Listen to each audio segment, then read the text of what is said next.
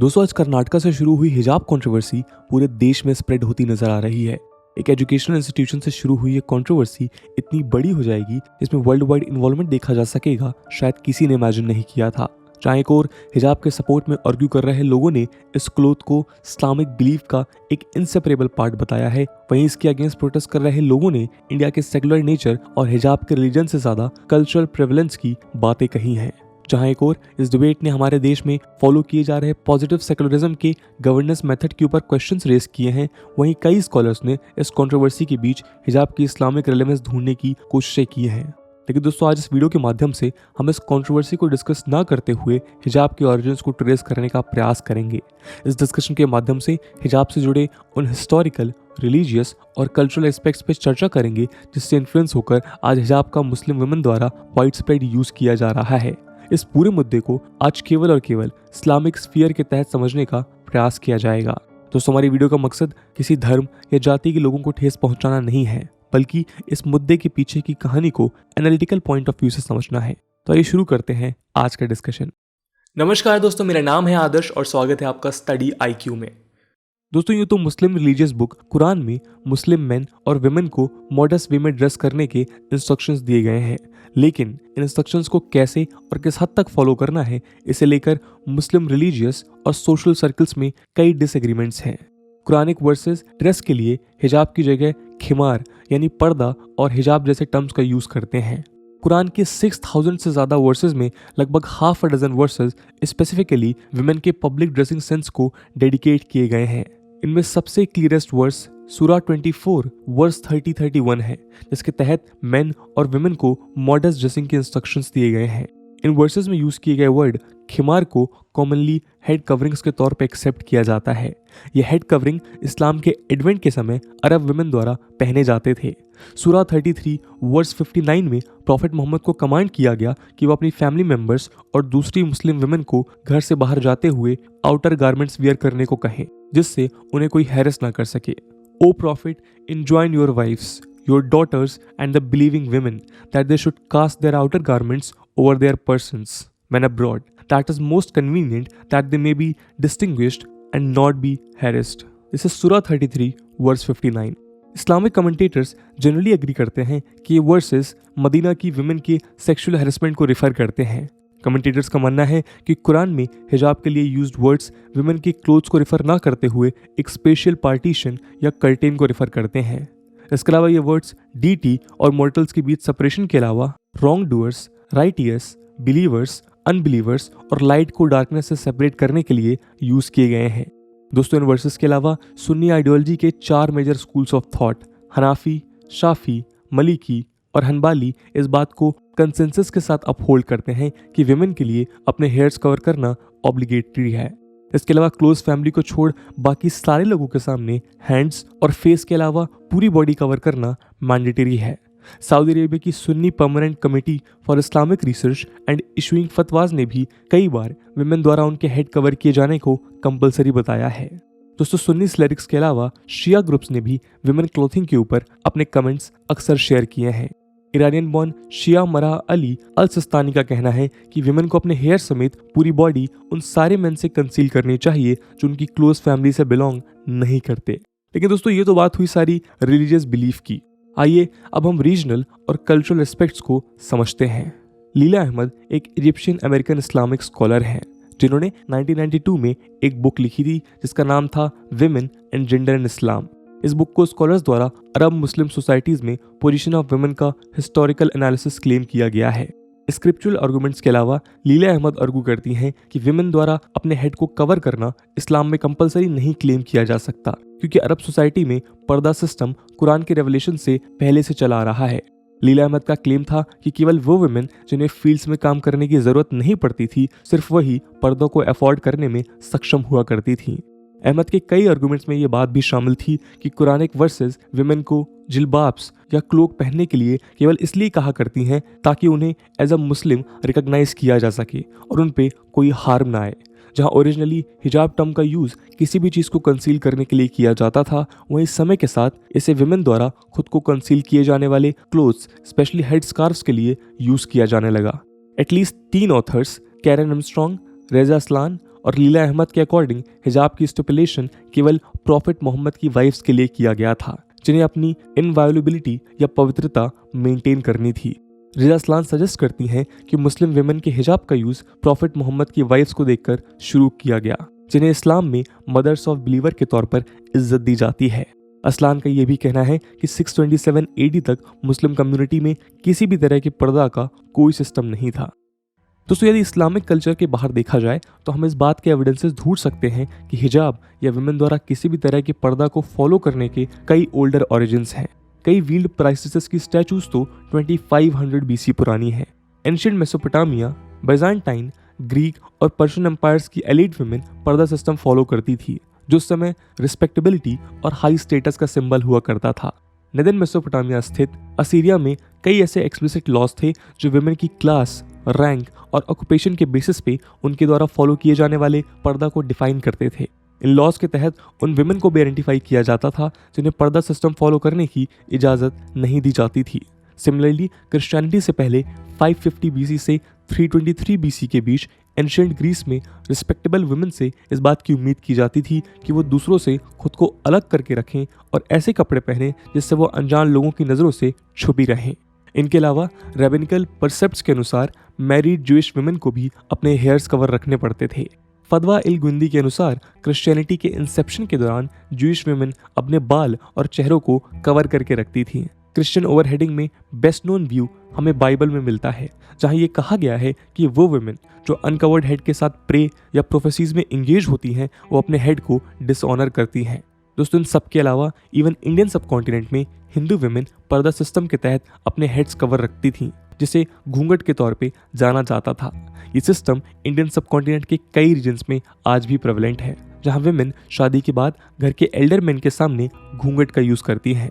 Evidences suggest करते हैं कि अरेबियन पेनिनसुला में पर्दा या हिजाब का इंट्रोडक्शन प्रॉफिट मोहम्मद द्वारा नहीं किया गया था, बल्कि उस समय अरब के शहरों में ये प्रथा पहले से फॉलो की जा रही थी।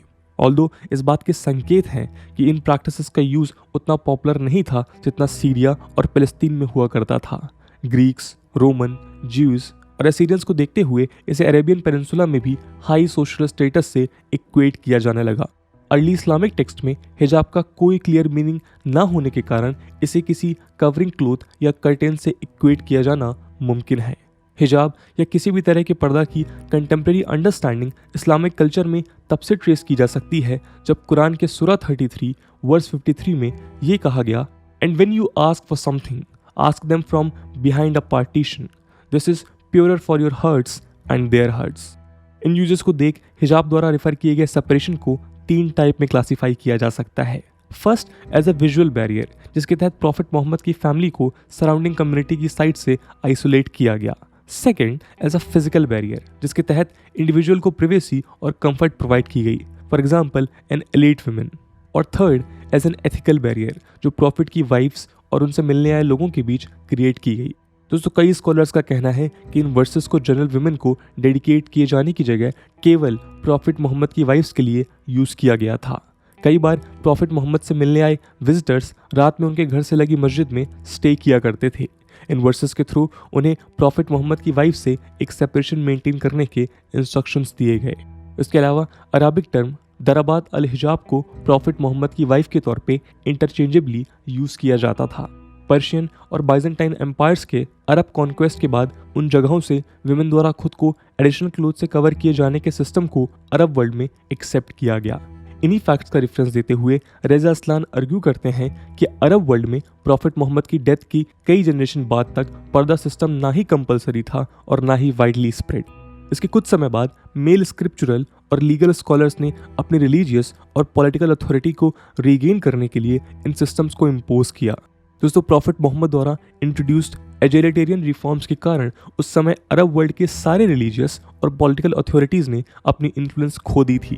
प्रॉफिट द्वारा स्ट्रक्चर्ड इस समाज में सारे मुस्लिम्स को उनके ऑरिजिन, रेस, कलर या जेंडर के अगेंस्ट समान अधिकार दिए गए थे, जो एक पावर सीकिंग इंडिविजुअल के लिए एक्सेप्ट करना कठिन था।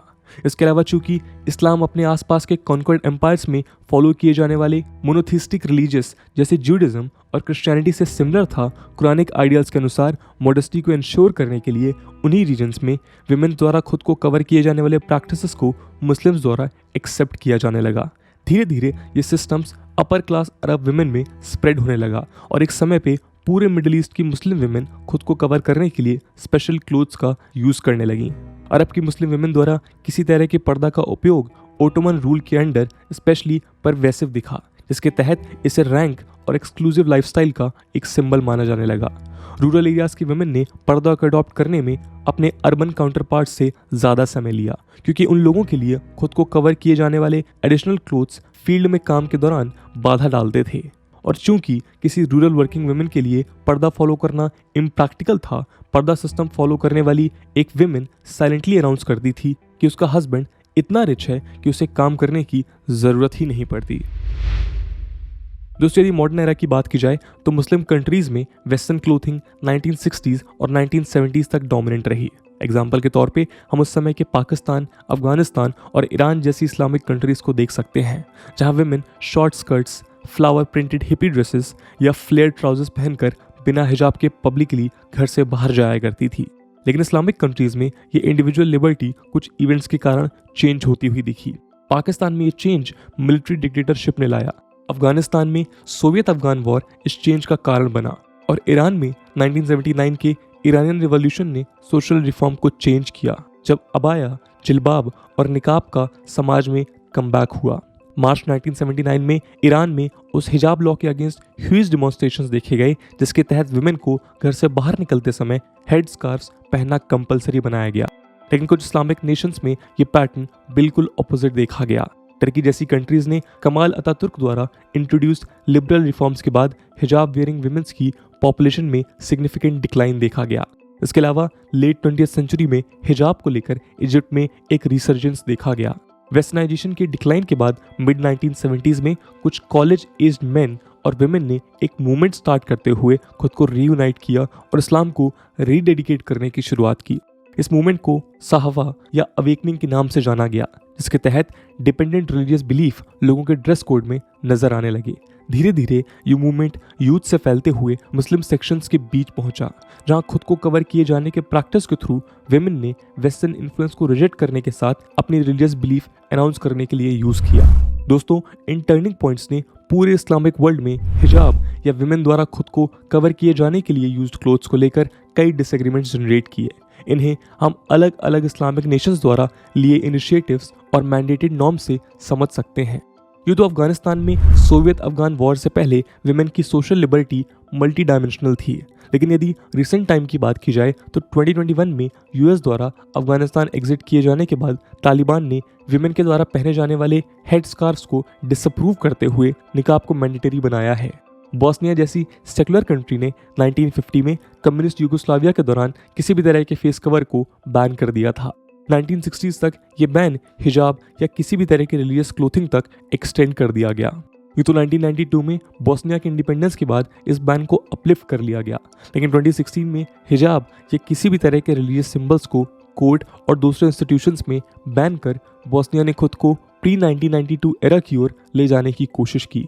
इजिप्ट में मोहम्मद सैयद तांतफे, जो ग्रैंड इमाम ऑफ अल अजहर हैं, उन्होंने अक्टूबर 2009 में एक फतवा इशू करते हुए ये आर्ग्यू किया कि किसी विमेन द्वारा अपने फेस को कवर करना इस्लाम में ज़रूरी नहीं है। उन्होंने क्लासरूम में एक स्टूडेंट को उसका निकाब उतारने के लिए कहते हुए ये क्लेम किया कि निकाब एक कल्चरल ट्रेडिशन है जिसकी कोई इस्लामिक इम्पोर्टेंस नहीं है।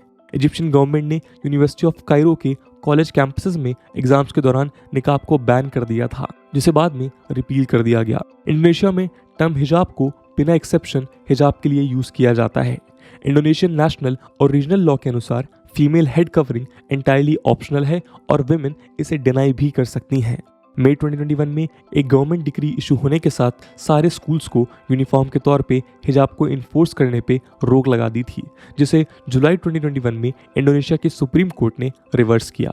दोस्तों, ऑफिशियली पाकिस्तान में कोई लॉ ना तो हिजाब को इन्फोर्स करता है और ना ही बैन, और इसे वियर करना केवल विमेन की चॉइस होती है।